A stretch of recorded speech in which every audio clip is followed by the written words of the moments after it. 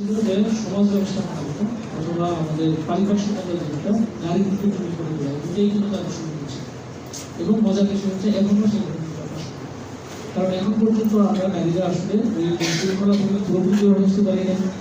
আমাদের সমাজ ব্যবস্থা পুরো পরিবর্তন হয়ে নারীদের বলা যায়। আমাদের সমাজ সংস্কার মানে সমাজের নারীর অবস্থা ওই দিকটাই দেখেছে অনেক অসুবিধা অপরাধ অনেক আছে, কিন্তু নারীর উপর তিনি সমাজ ব্যবস্থাপনা নিয়ে তিনি কাজ করেছেন, নারী শিক্ষার জন্য তিনি কাজ করেছেন এবং নারী পুরুষের যে সমান অধিকার এগুলো তিনি ভূমিকা করেছেন এবং এর জন্য যে খালি যে আইনে প্রয়োগ যে বিষয়টা সেটা কথা নয়, সামাজিক রূপান্তরতা এই কথাগুলো তিনি বলেছেন এবং তার শিক্ষা নৈতিকতা এবং আত্মবিশ্বাসের উপর তিনি নারী জোর দিয়েছেন। এখন আমরা যদি তার বক্তব্যটি বর্তমান তাহলে আমরা কি পাই? আমরা পাই যেটা তার যে ধারণাটা ছিল বর্তমানে আমাদের দরকার আমাদের শিক্ষার ক্ষেত্রে আমাদের ক্ষেত্রে নারীদের যে অধিকার নারীদের যে সুরক্ষা সেই বিষয়গুলো নিয়ে আমাদের কাজ করার যথেষ্ট জায়গা আছে। আমরা নারীর অগ্রাধিকারের জন্য নারীর ক্ষমতায়নের জন্য জায়গার সমতার জন্য নারীদেরকে পৃথকভাবে ওই কোটা ভিত্তিক সুযোগ সুবিধা যেমন দেওয়া দরকার তার পাশাপাশি সবথেকে বড় দরকার আমার যেটা মনে হয় সেটা হচ্ছে তাদেরকে যথেষ্টভাবে শিক্ষিত এবং দক্ষ করে তোলা। আমরা তাদের তো দয়াই তো কাউকে করতে চাই, নারী তার নিজের দক্ষতার যোগ্যতায় জায়গা করে এটাই।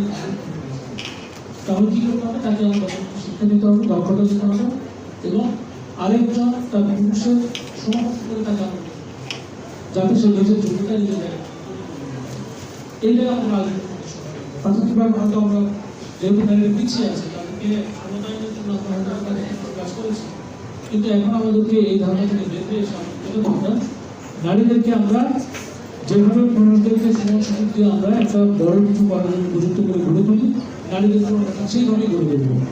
এরপরে তার নারী তার নিজের ক্ষমতা এবং দক্ষতার বলেই তার জায়গা আমাদের এইটা নিয়ে আসতে পরিবারের এবং সমাজের এখানে ফ্যামিলি যারা আছেন যারা হয়তো আমরা নিজেরা কথা বলি কিন্তু পরিবারে কিন্তু এখনো আমার কাছে কিন্তু ছেলে শিক্ষার মুক্তি পেয়ে যাচ্ছে বেশি। আমরা সারাদিন হয়তো মিটিং রিসিভ করি সবই ঠিক আছে, কিন্তু বাড়িতে গিয়ে দেখা যাবে যে আমার ছেলে শিক্ষা হতে যাচ্ছে।